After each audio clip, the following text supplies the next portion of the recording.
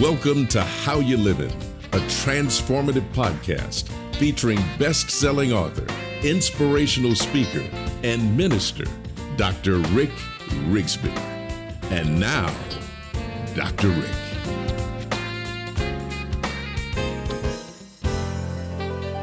Hello, friends. Thank you so very much for tuning in today. I want to talk to you about a challenging subject, forgiveness. Forgiveness is hard. It's difficult. It's complicated, but it can lead to tremendous freedom. It's been said that when we don't forgive, it can lead to emotional pain, including fear and hate, resentment and bitterness. I love this quote from Dave Willis. Holding a grudge doesn't make you strong, it makes you bitter. Forgiving doesn't make you weak, it sets you free. Lewis Smedes said on one occasion, to forgive is to set a prisoner free, and then to discover that the prisoner was you. My favorite quote is from Mel Robbins. Forgive others, not because they deserve forgiveness, but because you deserve peace. Mental health experts list several reasons why it's hard to forgive. For example, we feel stuck by all those painful memories. Second, the anger and the emotional baggage seem too overwhelming to get over. And third, we're scared to forgive, with this fear stemming from being hurt again. Here's one I relate to. Fourth, we feel the person who's offended us deserves punishment. I think that's the one I struggle with the most. I bet many people do as well. But you know what? Holding a grudge, according to psychologists, helps us gain a sense of control and power after feeling hurt or victimized. And it's hard to let go of that control. But this is what I've discovered in my life. As long as I hold a grudge, the grudge holds me, and it prevents me from going on with my life. Think about these words.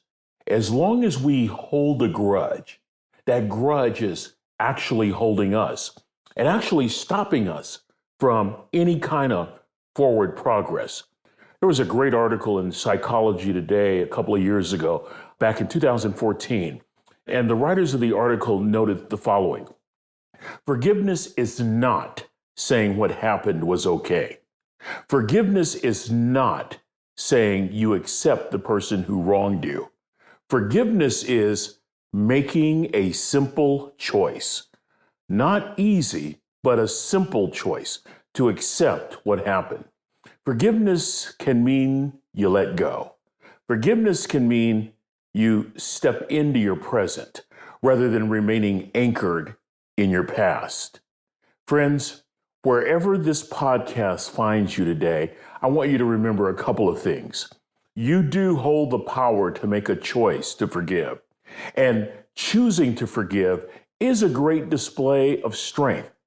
It's important, though, that we not judge people who don't forgive, that we not judge people who may be struggling with forgiveness. Truth be told, we all probably struggle with forgiveness at some point in our lives.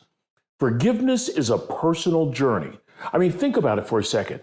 Some we know can forgive at the drop of a hat. Some need time. Some need a lifetime. Some never forgive.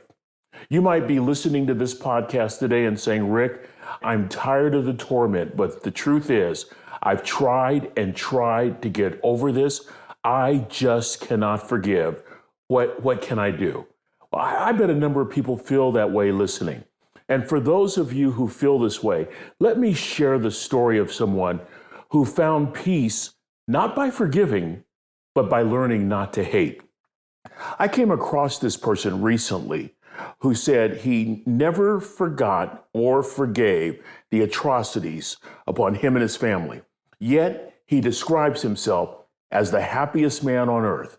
And maybe recapping his story might help some of you along your journey today.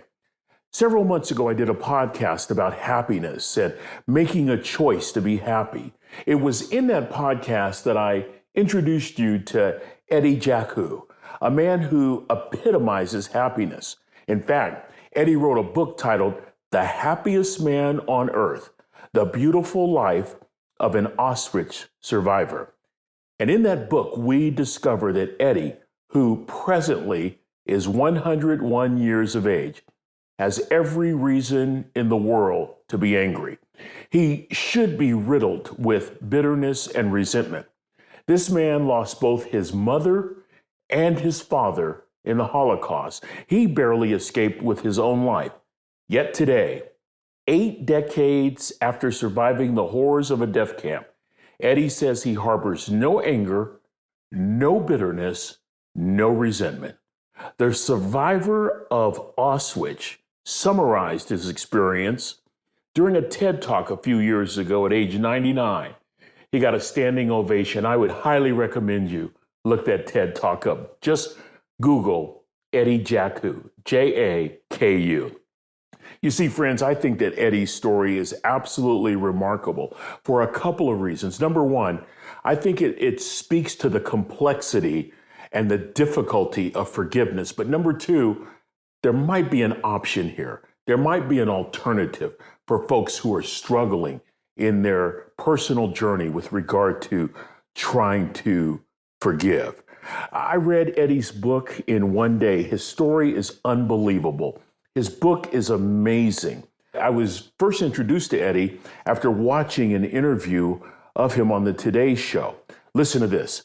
Born in 1920 Germany, Eddie's father was a Jewish immigrant from Poland who married and began his family in Leipzig, the center of art and culture, and a place where Jewish people were an integral part of Eastern German society.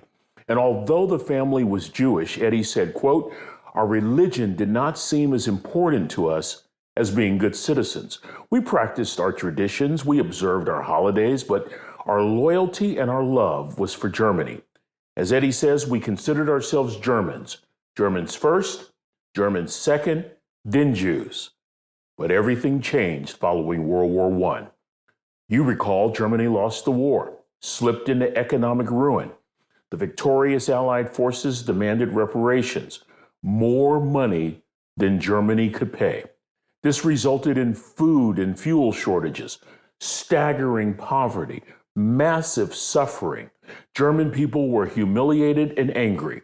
The Nazi Party and Hitler promised the German people a solution, and they provided an enemy. Hitler's wave of anti-Semitism resulted in millions of Jews being killed during the Holocaust. Over 1 million alone died at Auschwitz, among them Eddie's mother and father.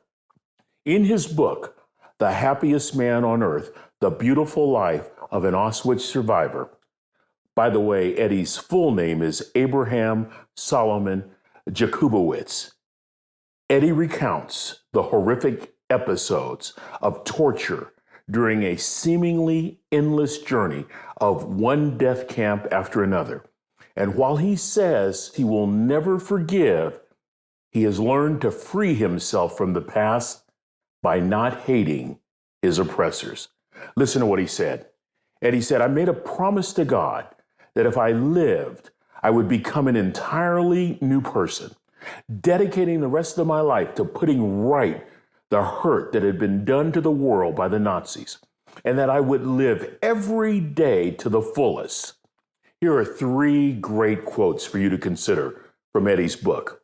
Quote number 1, "I do not hate anyone. Hate is a disease which may destroy your enemy, but it will also destroy you in the process." Quote number 2, "Happiness does not fall from the sky. Happiness is in your hands." Quote number 3, "Life can be beautiful if you make it beautiful. It's up to you." Eddie Jaku found peace by not hating his oppressor. Wherever you are in your forgiveness journey, my prayer is that at some point you can forgive. If you choose not to forgive, I pray that at least you can find peace, perhaps even by following the example of a Holocaust survivor who made a simple choice happiness over hate. Think about these things for a few moments, maybe even for a few days, friends, because I wish to tell you that this notion of forgiveness does not come with a rubber stamp. Despite what some may claim in our society, it's not instantaneous often. It's not easy. It is filled with complexity. It is very challenging. And some of us need some initial first steps to get started. Perhaps that's what Eddie can offer us today.